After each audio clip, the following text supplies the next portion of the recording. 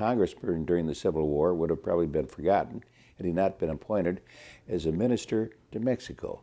There, he became attracted to a large flaming flower which he brought back to the United States. His name was Poinsett, and the flower has been known as the poinsettia ever since. Asters, on the other hand, are not named for a person. Asters look to someone like stars, and indeed it's named for the Latin word for stars, which is astra. And that word gives us astronauts, astronomy. That word comes around again. Medieval philosophers were very much convinced that all of us have our lives controlled by the stars. When the stars suddenly went bad for someone, they would say he had a disaster. Bad stars.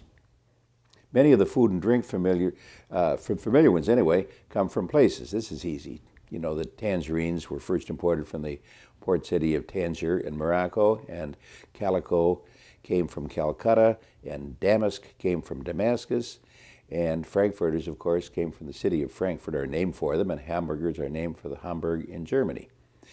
The German verb for our word cut or chop is snit. So a tailor is a snider. But the word snit means to chop. So a veal chop, which has come in a style that first was perfected in Vienna, is called a Vienna Schnitzel or Wiener Schnitzel.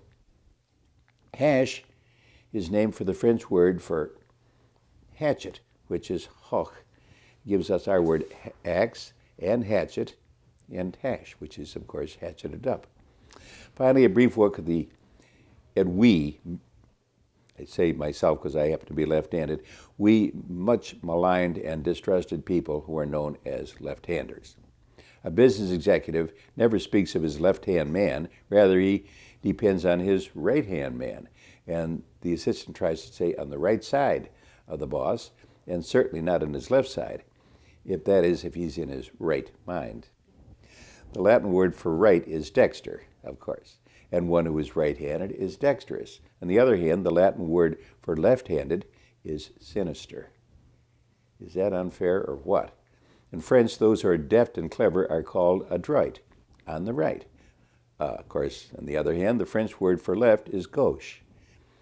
On the left, in politics, is certainly considered dangerous.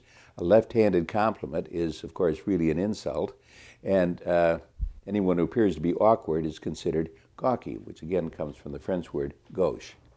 I don't want to complain, but it is pretty an unfair world. We left-handers have long been the subjects of derision. Did you ever see a gravy ladle which did not work for only right-handers? You try to pour that gravy ladle with your left hand, and of course the spout is over here, and you can't do it. And to say nothing of pliers and scissors, you cannot cut unless you cut with your right hand. So all of us left-handers eventually become ambidextrous, just we were forced.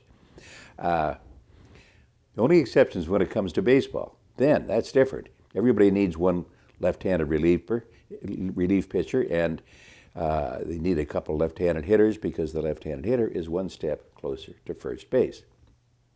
Since all ballparks are designed to have the afternoon sun set in the west, in left field, so it's not in the hitter's eyes, the left-handed hitters have an advantage of at least looking at the pitcher and not looking at the sun the way the right-handers do.